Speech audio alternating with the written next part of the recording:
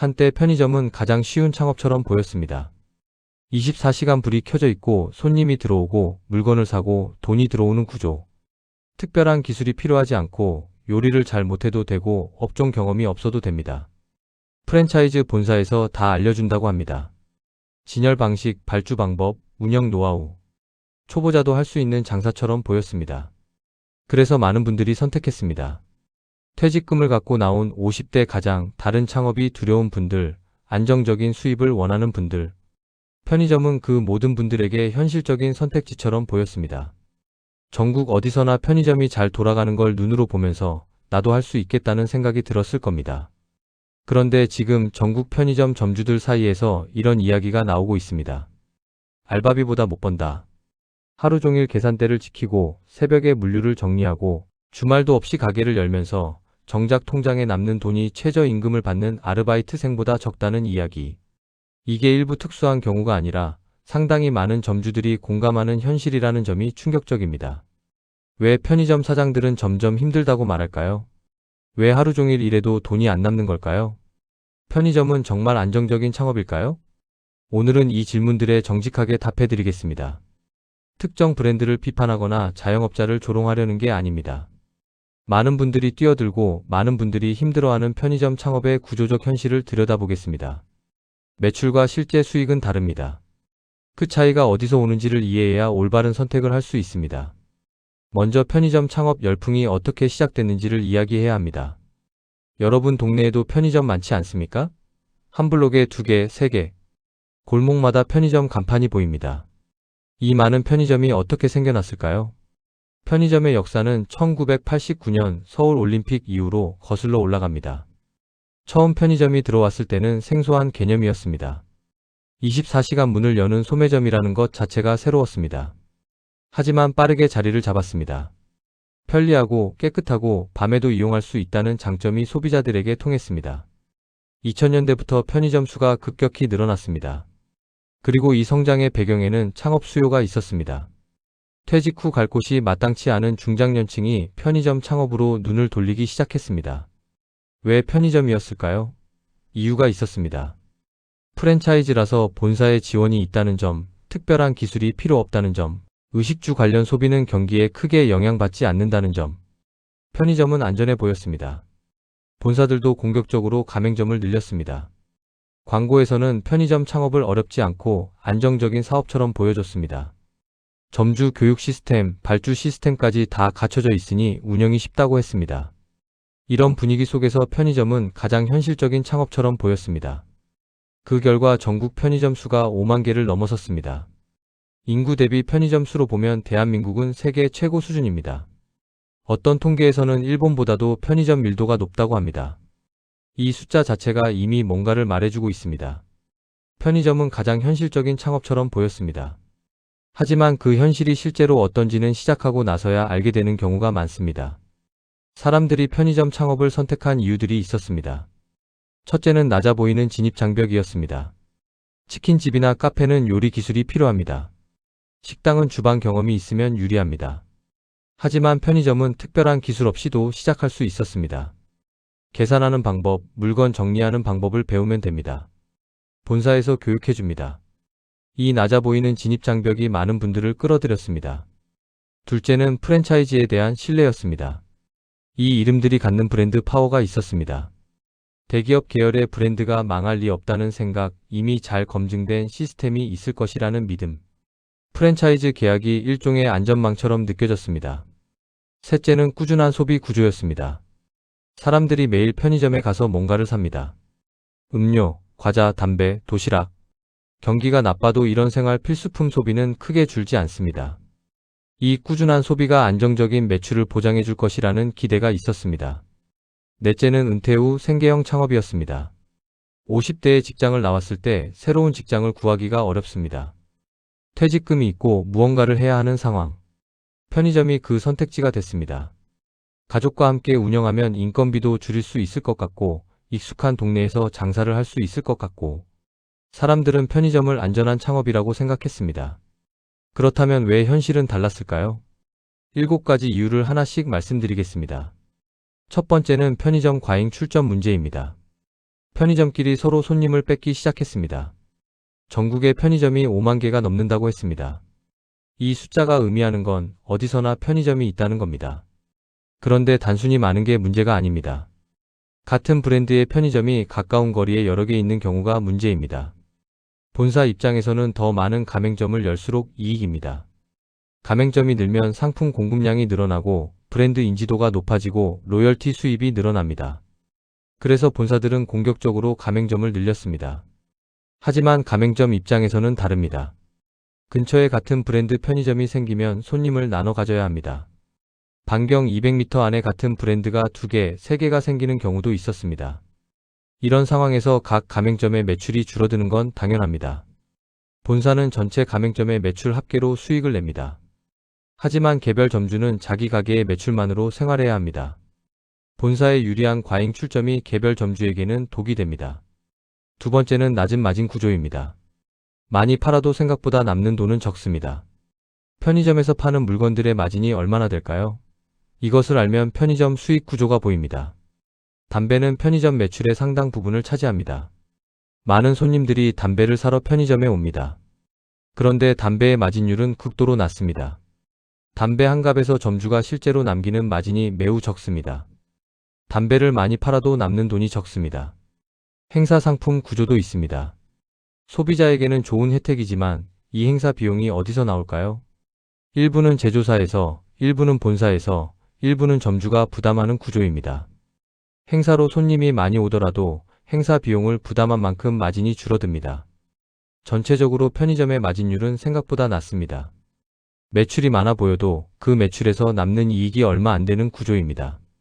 세 번째는 인건비 부담입니다. 편의점을 혼자 운영하는 것은 불가능합니다. 24시간 문을 열어야 하고 적어도 몇 명의 직원이 필요합니다. 그런데 최저임금이 계속 오르면서 인건비 부담이 커졌습니다. 특히 야간 시간대 근무에는 야간 수당이 붙어서 인건비가 더 높아집니다. 인건비를 줄이기 위해 점주 가족이 직접 일하는 경우가 많습니다. 점주 본인이 낮 시간대를 담당하고 배우자가 저녁을 담당하고 가끔 자녀가 주말에 나오는 식으로요. 가족 노동을 투입하면 인건비가 절감되지만 그 노동에 대한 대가를 제대로 계산하면 결국 가족의 노동력을 착취하는 구조가 됩니다. 알바를 쓰면 인건비가 나가고 가족이 하면 가족이 희생됩니다. 어떤 선택을 해도 쉽지 않습니다. 네 번째는 24시간 운영의 현실입니다. 편의점은 사실상 시간을 파는 사업입니다. 24시간 편의점의 의미는 무엇일까요? 365일 24시간 문을 열어야 한다는 뜻입니다. 설 연휴에도 추석에도 점주가 아파도 문을 닫으면 수입이 없고 계약 조건에 따라 페널티가 생길 수도 있습니다. 새벽 시간대에 편의점을 혼자 지키는 일이 어떤 건지 생각해 보십시오. 밤 12시부터 아침 6시까지 손님은 많지 않은데 혼자 계산대를 지키며 졸음과 싸워야 합니다. 그 새벽에 물류 배송이 오면 짐을 내리고 정리해야 합니다. 새벽 2시, 3시에 혼자 무거운 박스를 옮기는 그 현실. 이게 편의점 점주의 일상입니다. 쉬는 날이 없습니다. 아파도 나가야 합니다. 가족 경조사가 있어도 쉽게 가게 문을 닫을 수 없습니다. 대체 인력을 구하지 못하면 결국 아프면서도 나와야 합니다. 편의점 운영에 자유가 있는 것처럼 보이지만 실제로는 가게에 묶인 생활이 됩니다. 다섯 번째는 본사와 점주 사이의 구조적 문제입니다. 편의점 프랜차이즈 계약에서 점주가 내는 비용들이 있습니다. 로열티라고 불리는 수수료를 매출의 일정 비율로 냅니다. 이 비율이 몇 %냐에 따라 점주에게 남는 돈이 달라집니다.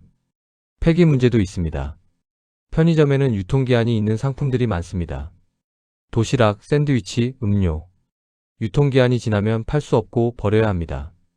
이 폐기 비용을 점주가 부담하는 구조에서는 팔리지 않은 상품이 그대로 손실이 됩니다. 본사에서 발주를 권장했더라도 팔리지 않으면 점주의 손해입니다. 계약 기간과 갱신 문제도 있습니다.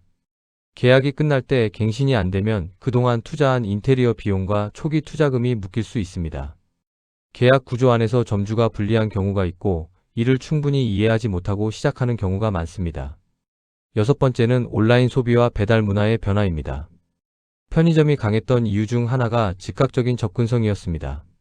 뭔가 필요하면 바로 근처 편의점으로 달려갑니다. 이 즉각성이 편의점의 경쟁력이었습니다. 그런데 쿠팡 로켓 배송이 생기면서 달라졌습니다. 오늘 주문하면 내일 새벽에 옵니다. 편의점보다 저렴한 가격으로 더 다양한 상품을 살 수 있습니다. 생수, 라면, 음료, 과자. 편의점에서 살만한 것들을 쿠팡에서 더 싸게 살 수 있게 됐습니다. 배달앱도 영향을 줬습니다. 음식을 배달시키는 문화가 자리 잡으면서 편의점 도시락을 사러 오는 수요가 줄었습니다. 집에서 배달 음식을 시키면 편의점에 나갈 이유가 하나 줄어듭니다. 편의점이 독점했던 편리함이라는 가치를 다른 채널들이 빼앗아가고 있습니다. 일곱 번째는 결국 남는 것은 노동이라는 현실입니다. 사장이 아니라 초장시간 노동자가 되는 경우도 많습니다.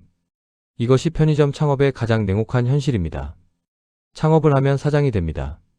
하지만 그 사장이 실제로 얼마를 버는지를 계산해보면 충격적인 경우가 있습니다. 예를 들어보겠습니다. 한 달 매출이 5천만 원인 편의점이 있습니다. 여기서 상품 원가를 빼고 본사 로열티를 빼고 인건비를 빼고 임대료를 빼고 전기세와 각종 공과금을 빼고 폐기 손실을 빼면 얼마가 남을까요? 경우에 따라 다르지만 순수익이 월 200만 원도 안 나오는 경우가 있습니다. 점주가 하루 12시간씩 한 달 30일을 일했다면 총 360시간입니다. 200만 원을 360시간으로 나누면 시간당 약 5,500원입니다. 최저임금보다 낮습니다. 이게 극단적인 사례일 수 있습니다. 하지만 이런 상황에 처한 점주들이 적지 않습니다. 매출은 있는데 남는 게 없는 구조. 많이 팔고 많이 일하는데 정작 손에 쥐는 돈이 아르바이트를 했을 때보다 적은 상황. 편의점 점주들의 하루는 어떨까요?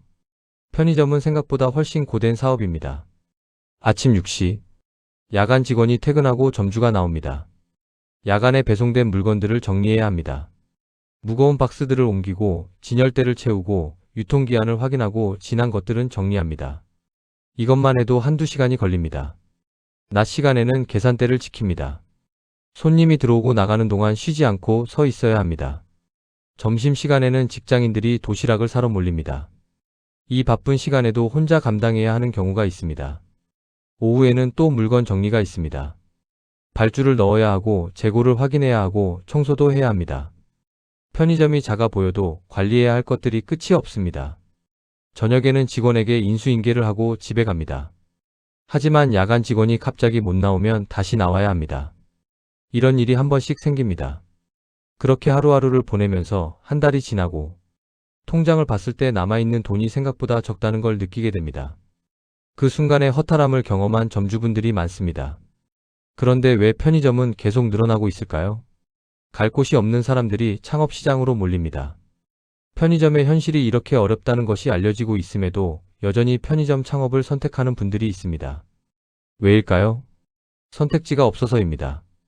50대, 60대의 회사를 나오면 재취업이 어렵습니다. 퇴직금이 있는데 무언가를 해야 합니다. 치킨집은 요리를 해야 하고 카페는 감각이 필요하고 음식점은 경험이 필요합니다. 그런 것들에 비해 편의점은 진입장벽이 낮아 보입니다. 그리고 현실이 어렵다는 이야기를 들어도 내 경우는 다를 것이라는 생각을 하기 쉽습니다. 더 열심히 하면 되지 않을까? 좋은 자리를 잡으면 다르지 않을까? 이런 생각이 결정을 이끕니다. 본사들도 가맹점을 계속 늘리려 합니다. 가맹점이 늘어날수록 본사의 수익은 늘어나니까요. 상담 과정에서 낙관적인 수익 예상을 제시하고 좋은 조건을 이야기하는 경우가 있습니다. 이 모든 것이 맞물려서 어렵다는 이야기가 돌면서도 편의점 창업은 계속됩니다. 앞으로 살아남는 편의점은 어떤 특징을 가질까요? 어려운 환경에서도 잘 되는 편의점들이 있습니다. 그 공통점이 있습니다. 입지가 가장 중요합니다. 유동인구가 많은 자리, 경쟁이 덜한 자리, 특정 수요가 집중된 자리. 병원 앞, 학교 앞, 오피스 빌딩 안, 기차역 내부. 이런 특별한 입지는 일반 주택가보다 안정적입니다. 특화 전략이 있는 곳이 살아남습니다. 특정 상품의 강점이 있거나 특정 고객층을 집중 공략하거나 지역 특성에 맞는 서비스를 제공하는 편의점. 어디서나 볼 수 있는 편의점이 아니라 이 편의점에 와야 하는 이유가 있는 곳. 무인화를 활용하는 것도 방향입니다. 무인 편의점이나 하이브리드 운영 방식이 인건비를 줄이는 대안이 될 수 있습니다. 물론 무인 시스템 도입에도 비용이 들고 모든 상황에 적합하지 않지만 이 방향으로 변화가 일어나고 있습니다. 오늘 이야기를 마무리하겠습니다. 창업은 로망보다 현실이 중요합니다. 편의점은 나쁜 사업이 아닙니다. 조건만 잘 맞으면 안정적으로 운영할 수 있는 사업이기도 합니다. 하지만 많은 분들이 그 조건을 충분히 따지지 않고 시작해서 어려움을 겪습니다. 자영업은 생각보다 훨씬 어렵습니다. 매출이 눈에 보이기 때문에 쉬워 보이지만 매출에서 모든 비용을 빼고 나서 실제로 남는 돈이 얼마인지, 그 돈을 버는데 얼마의 시간을 투입해야 하는지를 먼저 계산해야 합니다. 프랜차이즈도 안전하지 않습니다. 유명 브랜드의 간판을 달고 있어도 그 간판이 수익을 보장해 주지는 않습니다. 브랜드의 이익과 점주의 이익이 일치하지 않는 경우가 있다는 것을 알아야 합니다. 결국 중요한 것은 구조 이해입니다. 창업 전에 매출 시뮬레이션만이 아니라 비용 구조 전체를 이해해야 합니다. 어떤 비용이 고정적으로 나가는지, 어떤 상황에서 수익이 나고 어떤 상황에서 손실이 나는지, 최악의 경우에도 얼마나 버틸 수 있는지, 이 질문들에 명확하게 답할 수 있을 때 창업을 결정하는 것이 맞습니다. 편의점 창업을 고민하시는 분들께 드리는 말씀이 아닙니다. 어떤 창업이든 어떤 투자든 같은 원칙이 적용됩니다. 로망이 아닌 현실을 먼저 보는 것.